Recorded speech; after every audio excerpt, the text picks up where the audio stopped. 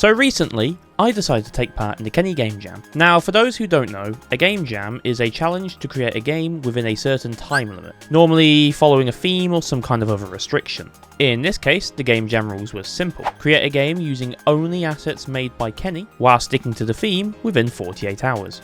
With this year's theme being Connection. So as soon as the theme was announced, I started coming up with concepts for the game. And yeah, this is actually the diagram I drew. God, it looks so bad. I chose the Wi-Fi idea because it just kind of sounded funny, to be honest. I then made another diagram which somehow looks even worse, but despite how bad these diagrams look, they did help me come up with the idea, so I decided to make something that plays very similar to Captain Toad's Treasure Tracker. But with this game, you'll be guided by the phone signal. The goal of the game is to get a solid phone connection by finding the right spot where your phone has the most signal. So, with the rough idea in mind, I opened up Unreal and got to work. My first goal was to change the basic third-person camera and make it isometric. I did that by following this page here, which uses math rather than just moving the camera. This helps ensure that the camera is in the right place every time. With the camera out of the way, I started to add some visuals to the game. You what? Now hang on. Yes, visuals are normally something you do at the end, but I wanted to hit the criteria of the challenge early, so I started to import models from Kenny's asset packs. Plus, you gotta remember, we've only got like 48 hours for this game. And I've got even less. Subtle hint for later. So I started by importing the Mini Characters 1 pack. So I swapped my character with this guy and... Oh. I've fallen! Let me just fix this right here. Alright, there we go. Now we've got a guy in here. Okay, and let's try and get some animations in. Oh. Let me just sort this real quick. Now. This little showcase here isn't to downplay the effort and time that Kenny has put into making these models. This is just to show that different engines take models in different ways, and they might not always work without some adjustment. The fact this happens is just kind of amusing. Plus, even if I didn't move the character model, it would have actually rotated itself the right way up when I use the animations. I just wanted to have the model the right way up without animations, in case animations stopped playing for whatever reason. Because otherwise, if that ever happened, it would just be... So, with that all out of the way, time to move on to the objective. This is simply an actor with a box collision. For now, it just prints a string whenever the player overlaps with it. I won! I wanted the player to be able to tell how far they were from the objective, so I added this signal icon that appears above their head. You know, when I put it like that, it makes it sound really simple. The game tracks how far the player is from the objective, giving more or less signal depending on how close or far away they are to the objective. Sort of like a hot or cold meter. Being honest, the only game I can think of right now off the top of my head that uses something like that is SpongeBob Creature from the Krusty Krab. What? Nothing bad is happening. I love that game growing up. By this point on the Friday, it had gotten quite late, so I went to bed.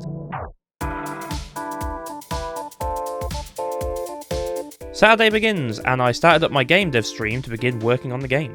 Hello, hi, and welcome to another GameDev stream. This time will be quite a bit different. I'm going to be taking part in the Kenny GameJam that is currently taking place right now. Given that this is a puzzle game, my first goal today was to add in an object that the player can interact with to solve puzzles. So I created an interaction system and various object types. Depending on what the object was set to, the interaction would either be pushing, rotating, spinning,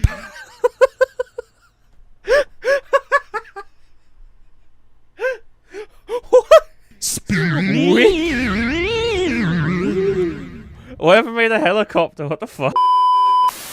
Rotating, destroying, or functioning as a switch, which will trigger one of the other behaviours on the connected object.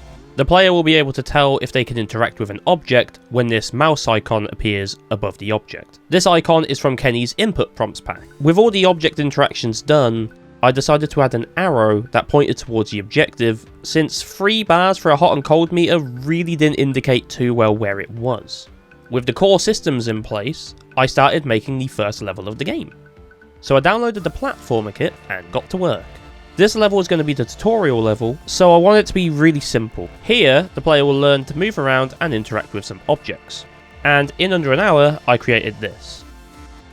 During this time, I also made a very simple main menu using more buttons from Kenny's assets. Finally, I made it so that when you reach the objective, your character does a small victory animation and then goes back to the main menu. By this point, it was about midway through the day, so I went to go have some lunch and then came back and started working off stream. During that time, the level went from this to this.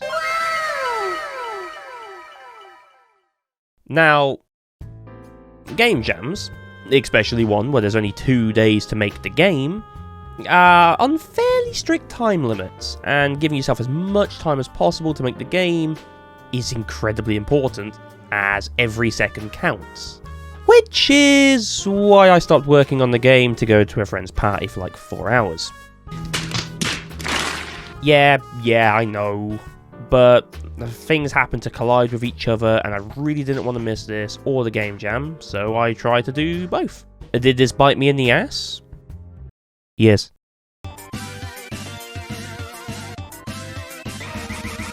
Anyway, Sunday is here, so I launched my stream once again and get to work on a pause menu. Then I added in a few sound effects from Kenny's assets pack.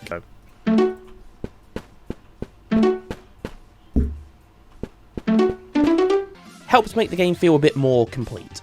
At this point in time, the game doesn't really have any direction for what you're doing or why you're doing it. So I got to work on a cutscene system. I say cutscene, it's more of a text box system.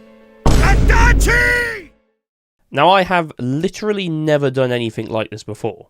Since I didn't really have much time to research anything, I just kinda winged it and came up with this system. I created a data structure that would contain all of the necessary information for each screen of dialogue. Now on its own, the data structure is just a way of holding a lot of information in one location. But then we can combine it with a data table to make multiple different versions of this, each version having its own unique information. As you might have already guessed, each row in this data table is a different page on the cutscene system. When a scene is playing out, clicking will go to the next row down. There are 3 different booleans that can be set which will also determine what happens. Last scene will end the cutscene, end level will end the level and go either to the next level or the main menu, and special will cause something else in that level to happen. Now, this system does work, but it's very limited. If I don't set the correct page to appear, or I forget to click one of these when I need to, then the whole game will just break. It also makes adding new dialogue a massive pain. But since the game's only a 48-hour project, I didn't really have much time to improve it. And with it only being a small project as well, there wasn't a need to have a more advanced system. Anyway, back to why this guy is here. So, I chose to make the story about him finding treasure using his phone as a guide. I did this because I realised that with less than 10 hours remaining, I wasn't really going to be able to make as many levels as I'd like, so this guy's becoming the main star of the game. The plan was to originally have the levels be in different scenarios with the different characters needing to find a signal for different reasons. Anyway, that was the plan, that's not what happened, so we've got this guy instead. Let's call him Bob. Anyways, Bob here is trying to use his totally not Google Maps app called Groggy Maps. The name came from this viewer from my Twitch chat. I've got a quick announcement about Twitch and stuff, so stick around to the end to see that. After this, I once again ended the stream and went to go have food, and after about an hour or so, I returned with less than 4 hours remaining. Oh shit! At this point, the reality's kind of setting in, and I really quickly start to make a second level. Unfortunately, this is also the final level. Can you guess why? This level is the snowy mountain where the treasure is buried. I created a really basic puzzle where the player has to push these boxes to make a bridge and then activate a lever for this bridge. This allows them to reach the treasure. I also created all the cutscenes for this, made the level bring the player back to the main menu when it was done. The last thing I did was make a few more changes to the map and cutscene system. It was actually around this time where I implemented the event functionality. With the game effectively done at this point, I went to go and test the game to make sure it all worked, and... oh no. Why? It didn't. The dialogue system was completely broken, nothing was working, and I had like an hour. So I speedrun fixing it, managed to get the dialogue system working. I set a few things up wrong, which I mentioned earlier would be a problem. The last thing I did to the game was make the main menu look a little bit nicer by adding in this picture. And then I very hastily put together this page for the game because I completely left that till last minute. Speaking of last minute, Signal. Finding game is about finding phone signal. Submit. Oh, okay. Oh my god, that was close. Just like the good old days at uni. That's a joke, don't do that.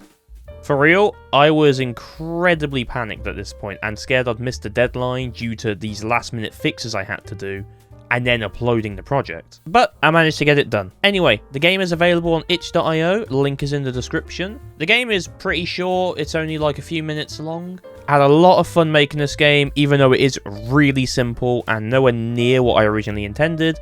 Not being able to spend all the time that I could over that weekend on this game definitely set me back a decent amount, but regardless, I was still happy that I was able to get something made. Now, before I end the video, I just want to go over the little Twitch thing that I mentioned. I'm no longer streaming on Twitch. It's just not really working out for me. It does help me stay focused on the game development, but it also causes me to get distracted by reading chat, and also I feel like I can't watch any tutorials or research any problems that I encounter, because I don't really just want to be sat there on stream watching a video or looking at a document. It's not really fun for the viewer, and it's not, I feel like I'm stealing their content if I do that. I know that's like not what I'm intending to do, but that's kind of how it would come across, I think. One day I might go back to doing live streams, but for now, I'm not doing them anymore. Most of the VODs will be available on Volteripal VODs. I might change the name of that to something else at one point. Maybe use it for something else, like casual content or videos that don't really fit this channel. I don't know yet. But yeah, if you want to know more about the development and such, follow me on Twitter/X or whatever you call it nowadays.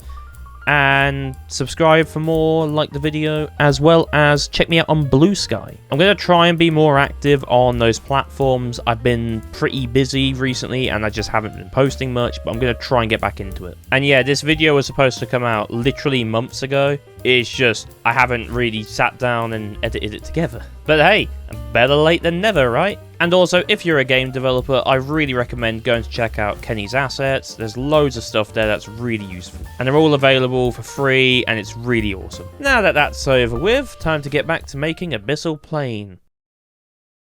GMTK Game Jam 2024 begins right now.